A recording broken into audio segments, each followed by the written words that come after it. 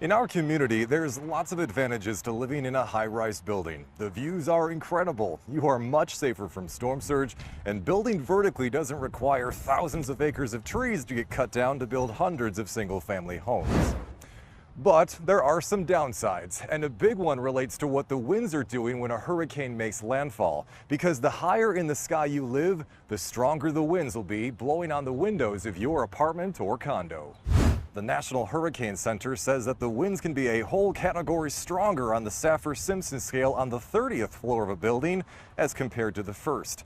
That means if a Category 3 storm is making landfall, the first floor could see winds of, say, 111 miles an hour, but 30 floors up, well, the people who live here would see the equivalent of Category 4 force winds. This all ties in with the way air moves in our atmosphere. The closer you are to the surface, the more drag and resistance the air feels from things like buildings, trees, and the earth itself.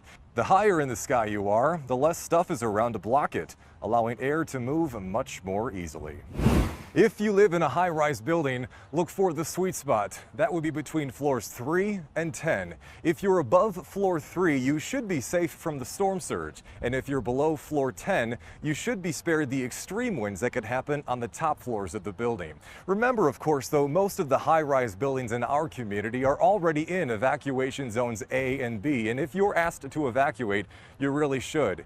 Even if you're safer from the storm surge in a high-rise building, in the wake of a hurricane, you could be surrounded by a disaster, making it tough for you to get out and first responders to get in.